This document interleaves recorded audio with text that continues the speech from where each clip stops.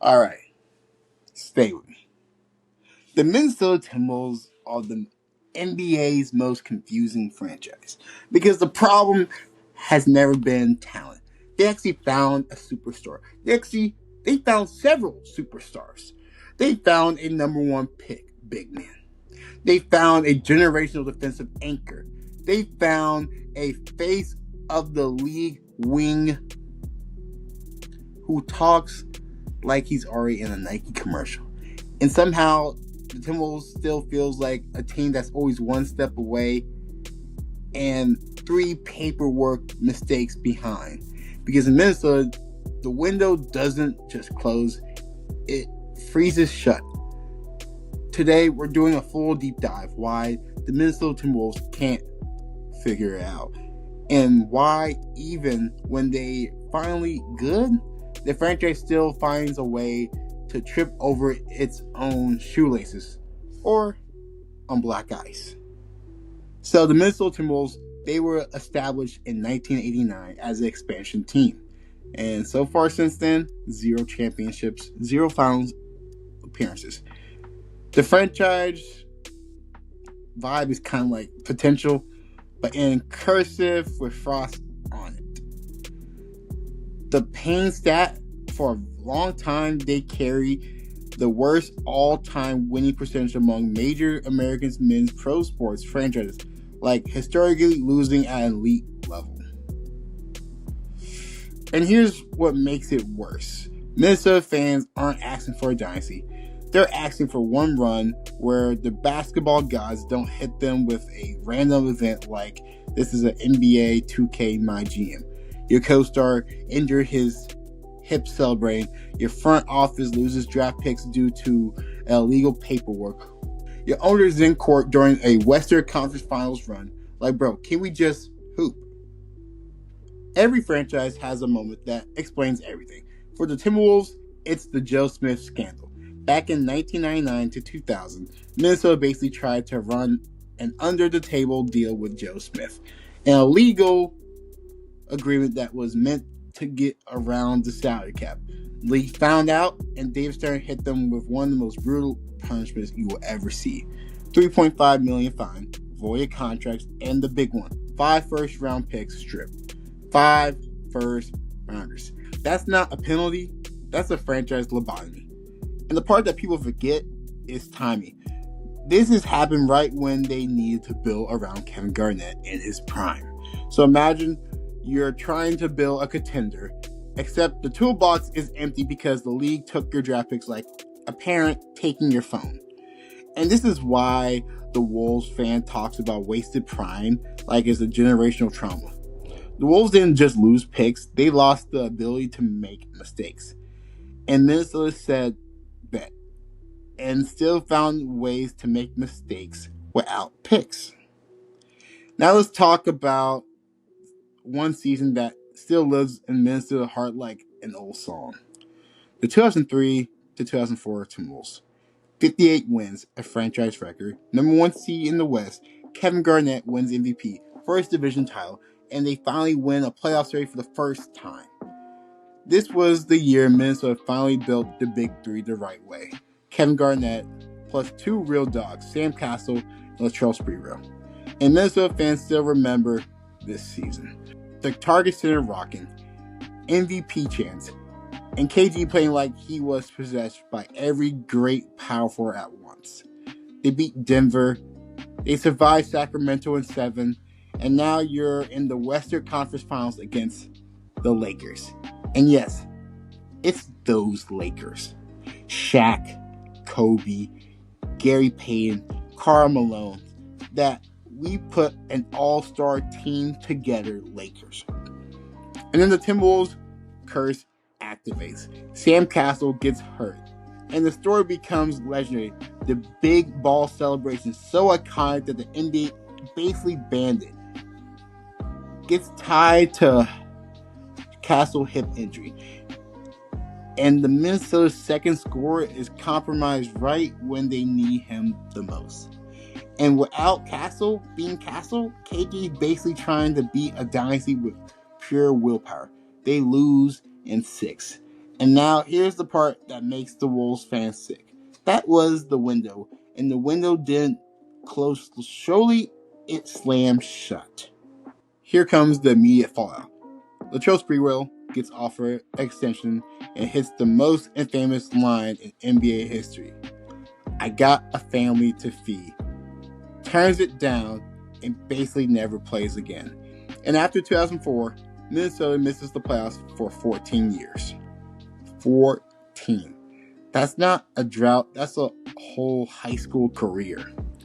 Now we get to the moment every Wolves fan can recite like scripture. The 2009 NBA draft.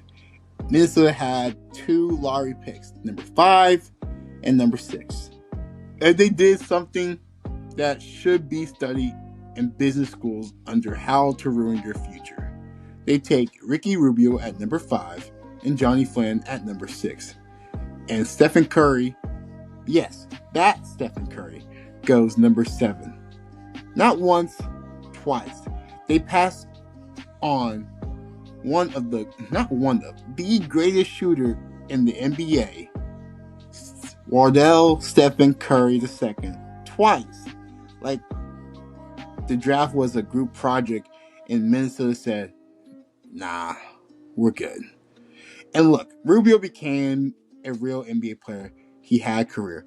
But Curry changed basketball. He changed geometry. He changed how children shoot at parks. He changed the value of a 20-foot heave. So when people ask why can't the Wolves figure it out, sometimes it's not complicated. Sometimes it's you had a cheat code in your face and you said, no thank you. That's like being offered a lifetime Chick-fil-A card and saying, I'm actually good, I'll take the salad instead. Fast forward, the Wolves finally have young talent again. Karl-Anthony Towns, Andrew Wiggins. Promise, potential, and there was hope. And Minnesota makes the adult supervision move. They trade for Jimmy Butler. Because Jimmy is supposed to teach them how to win. He's supposed to inject a culture. And for one season, it kind of worked. They ended the 14-year playoff drought in 2018. But then we got one of the most legendary practice stories in NBA history. Jimmy Butler shows up, runs with the third stringers, beats the starters, and starts screaming at the front office. You effing need me. You can't win without me. And look, whatever you love Jimmy or hate him, what that moment exposed is the Wolves' core. They wanted to skip steps. They wanted a culture without earning it. They wanted accountability, but only in theory. They wanted to be tough, but only when it was convenient. And the end result, Butler forces his way out. Minnesota trades him to Philly. And Jimmy didn't just leave Minnesota, he left a Yelp review on the way out. Then comes the most polarizing trade of the modern Wolves era. Minnesota trade for Rudy Gobert. And the price, a steep package including multiple picks, 4 first-round picks, plus a swap, basically a future mortgage. And at first, everybody was roasting them. Even I still think the trade was questionable because, to be honest, I couldn't really see how it worked. The spacing wasn't there when you have Anthony Edwards, who likes to drive to the paint, and you have Rudy Gobert, who can't really shoot a 3 to save his life. People was calling it the worst trade ever. They saying they got finesse. Danny Ainge just robbed another franchise. But here's the twist. It started working. Minnesota has become elite defensively. They become a real contender. And then they reached the Western Conference Finals in the mid-2020s. So now the Wolves have done something they rarely do. They made a huge swing, and it wasn't instantaneously a disaster, but the Gobert trade creates the next villain of the story. The build. Not the opposing team, not the injury, not the bad shooting nights, the build. And this is where modern Minnesota gets painful, because they had the core that felt right. Ant, Cat, Gobert. Then the franchise make a move that felt like a spreadsheet decision with a human cost. Karl-Anthony Towns gets traded to the Knicks. Minnesota receives Julius Randle, Dante DiVincenzo, and additional picks and pieces in the deal. And it messes whether they said it or not. Felt like We believe in you, Ant, but we also believe in avoiding the second apron more.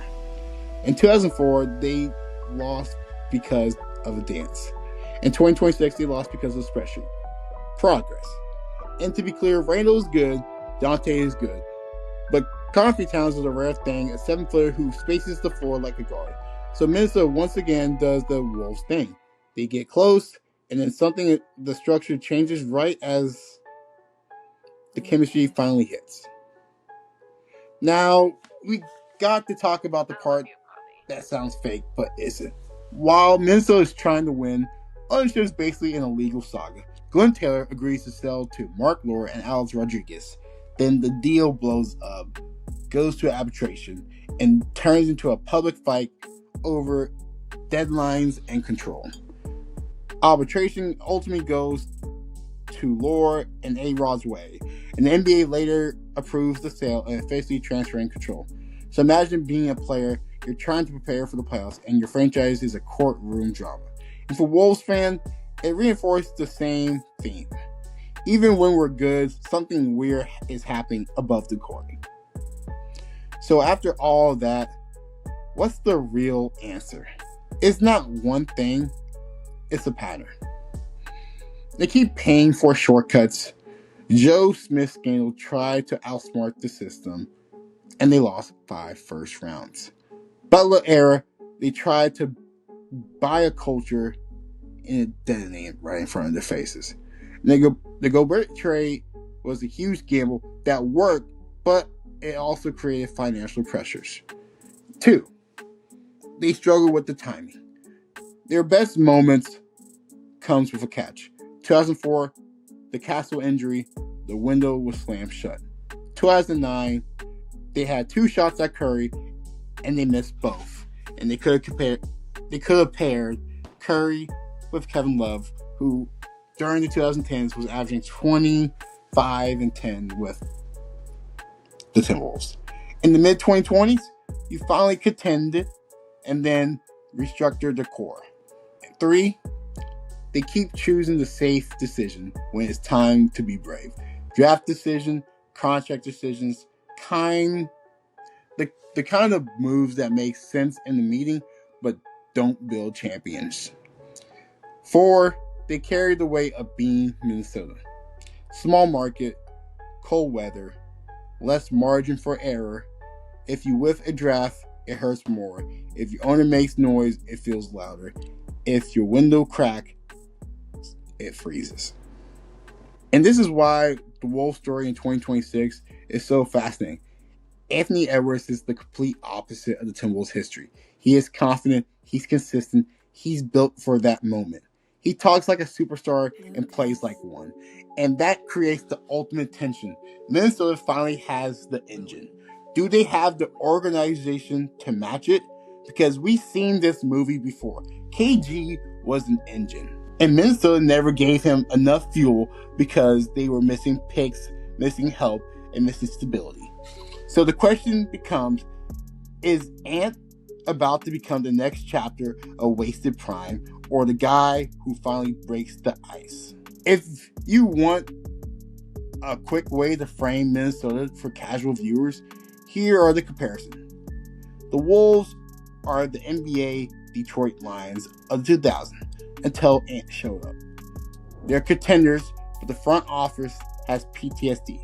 They don't rebuild, they refreezes.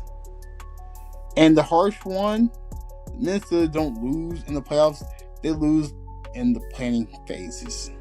So why can't the Timberwolves figure it out? Because every time they reach the doorstep of greatness, sometimes shows up an illegal contract, a draft disaster, a culture clash, a luxury tax panic, or ownership civil war. But for the first time forever, they got a superstar who looks like he's built to survive all of it. And that's what makes Minnesota terrifying and heartbreaking. Because if they ever get the organization right around Anthony Edwards, the league is in trouble. But until then, they're still Minnesota. Always close, always cold, and always almost.